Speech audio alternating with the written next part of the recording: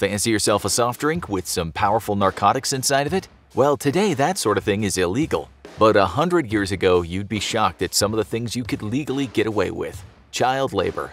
Everyone loves their children, but until only relatively recently, you wouldn't be out of place to suggest that many people loved their children a little less than they should. Life used to be pretty tough for people, and that meant everybody needed to pitch in just to make it another year. When humanity began to settle down and build communities, they did it on the backs of the farmers whose job it was to feed everybody.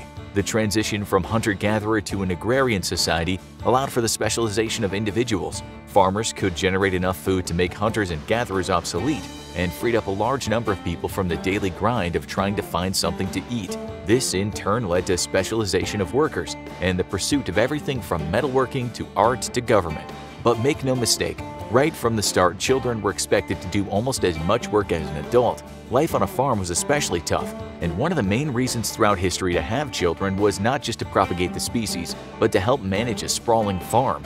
The more labor available, the greater an operation a farmer could take on, and then eventually pass it on to his children who'd repeat the process. But this meant brutal hours, waking up well before dawn to tend to various animals. Then it was hours of backbreaking labor pulling weeds, tilling fields, planting and harvesting crops, and it was almost a 24-hour affair.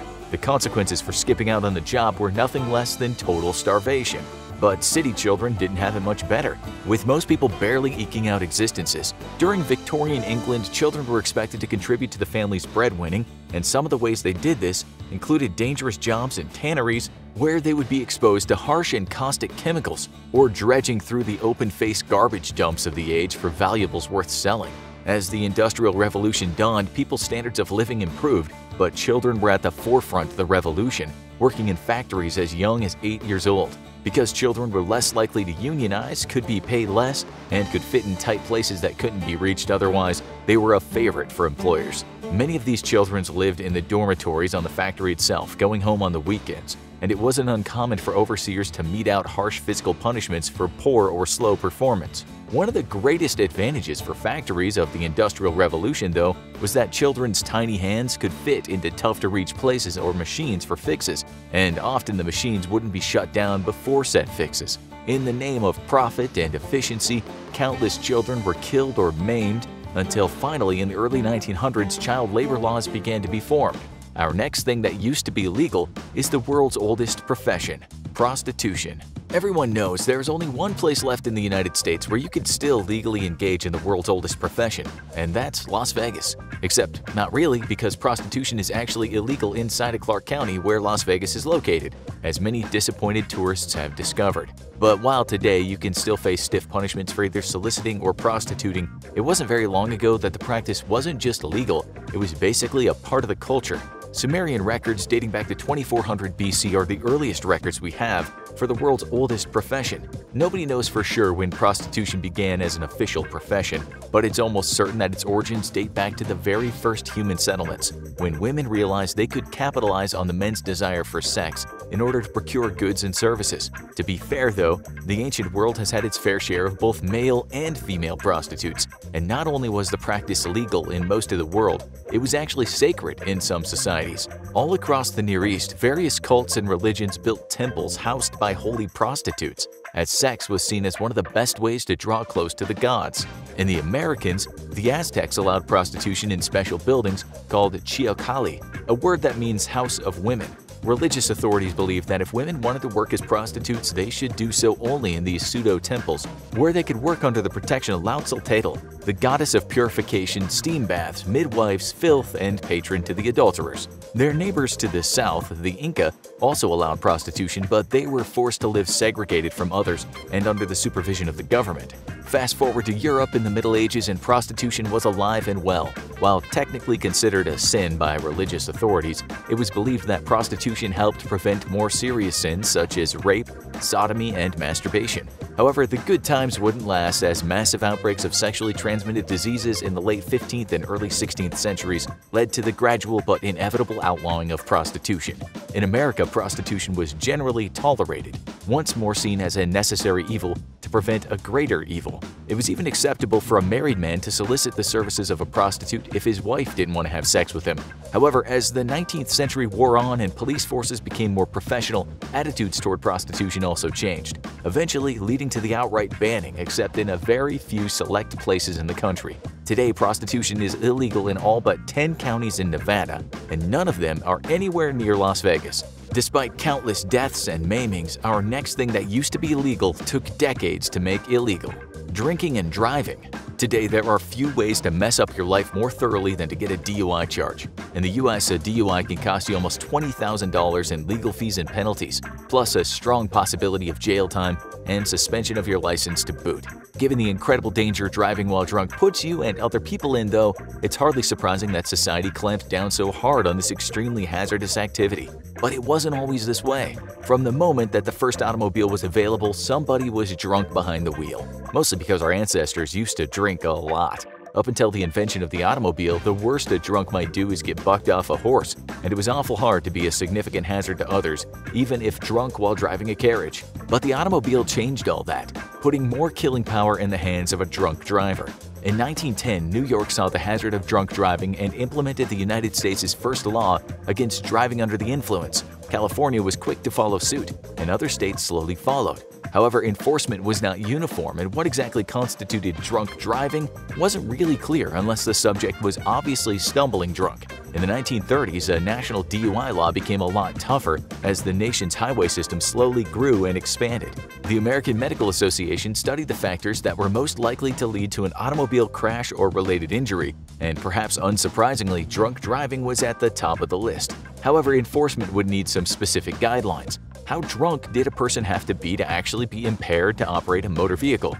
Up until now, police were basically left to decide this on their own, but as society evolved, clear legal limits needed to be established. While the AMA was doing its research, the National Safety Council undertook its own study to try and develop ways to test for intoxication and accurately measure just how intoxicated a person was. By 1930, the legal limit for blood alcohol concentration was set at 0.15. As sales of cars exploded in the 70s, though, so did drunk driving offenses. This prompted more severe penalties for drinking and driving, leading to both the raising of the drinking age from 18 to 21 and changing the legal limit to a BAC of 0.10.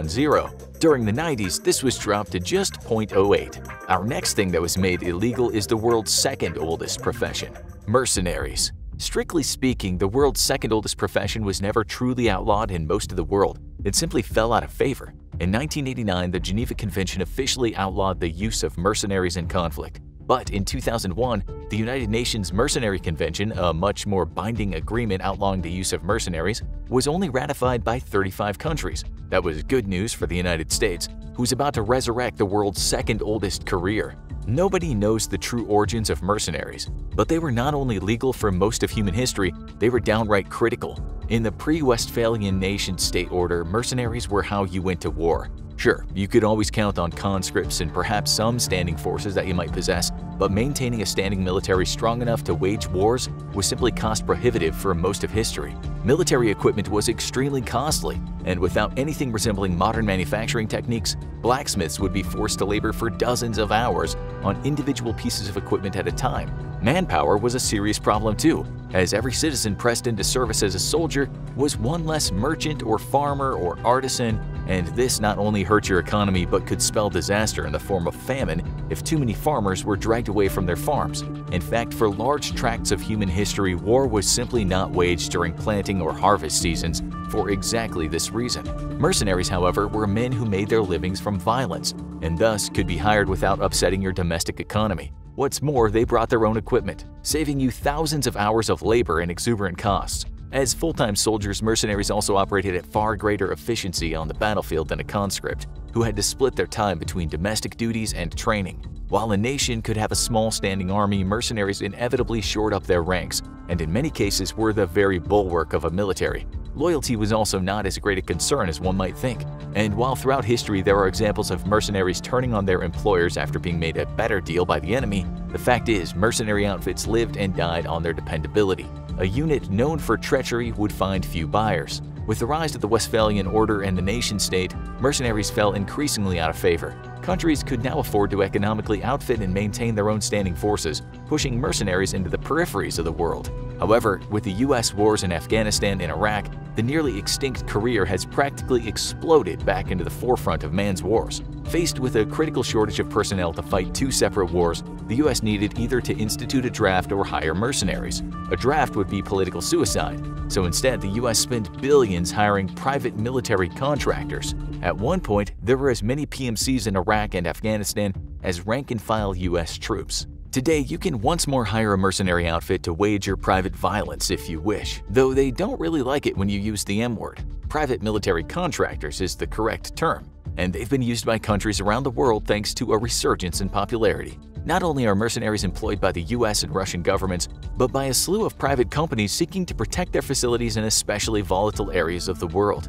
Occasionally, though, nations use them against each other as a way of waging a sort of proxy battle against one another. And no incident is more famous than the Battle of Qassam.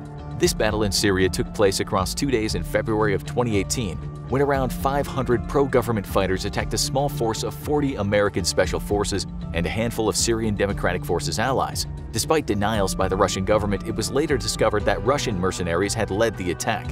Though the exact number is unknown, the battle would end with one SDF fighter wounded and anywhere between 55 to over 100 of the enemy force killed, along with the destruction of a large number of tanks and armored vehicles. Unofficial sources inside of Russia, however, claimed that anywhere between 80 and 218 Russian mercenaries were killed in the attack, with the Russian government denying all involvement in the catastrophe. Now check out things you thought were illegal but are perfectly fine, or click this other video instead.